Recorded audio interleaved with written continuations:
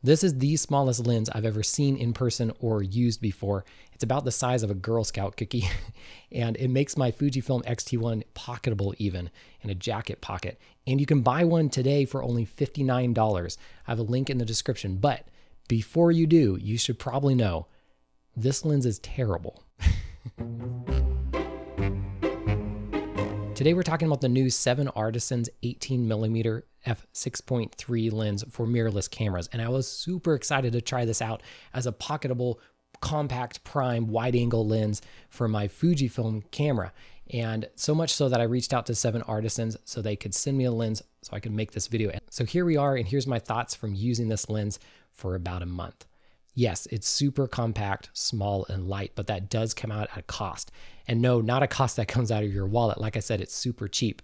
The price actually makes a lot of sense, but a sacrifice in just about every other way. There's really two major disadvantages to this lens. First one is something that I knew going into this lens because it's on the spec list, and that's that it is a fixed aperture lens. So f6.3 cannot be changed. It can't stop down any farther, and it can't open up anymore.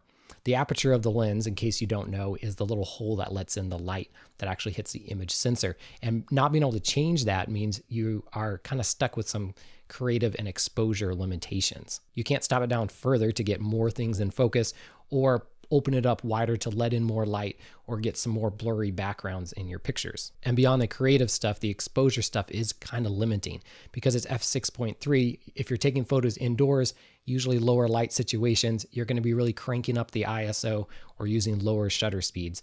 So it is kind of a problem. And it's not because they cheaped out on this lens, it's because of the size and the focal length. A lot of these types of lenses that try to be this compact and wide angle like this do go with a fixed aperture. It just really simplifies things.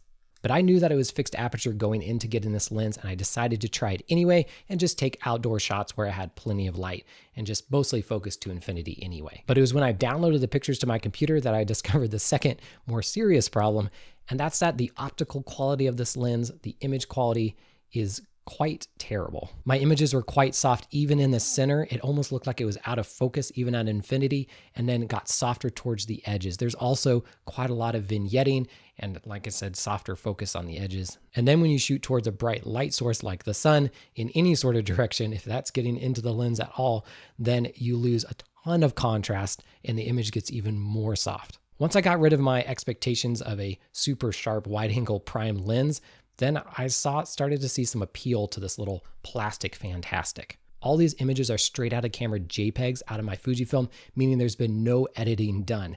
And it kind of looks like I applied an Instagram filter, for better or worse. That's an immediate turnoff for some of you. But if you've ever used a digital filter on your camera or on Instagram, say for instance, that's like the toy lens effect, that's really similar to how this looks, to me at least.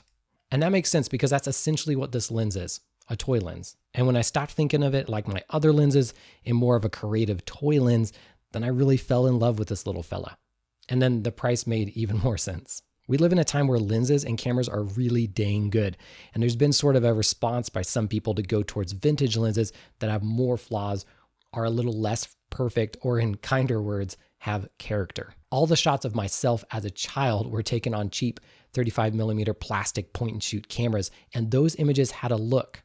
And that look is kind of like this, which is kind of cool. I'm not going to go out and tell you that it always makes sense for everyone to purposely buy an inferior lens for creative effect. And some people, that's not even going to ever appeal to you, and that is totally okay. But for some of us, that is a look that we're sometimes after. And I think especially these images I took of really plain things that are not very exciting, I think had those been taken in the high resolution, high sharpness look, HDR look of today, I don't think they would be nearly as interesting. I don't know, I'm curious what your opinion is on that. Oh, but once again, the ability to actually pocket this in a jacket pocket, focus to infinity, and just go out and shoot, don't even think about anything, it's a really fun lens to shoot, even if it does look kind of terrible. If you're into creative budget lenses like this, then check out the video I made on this unique tilt lens. It actually bends for special effect. It's really cool. I'll see you over there, and until next time, happy snapping.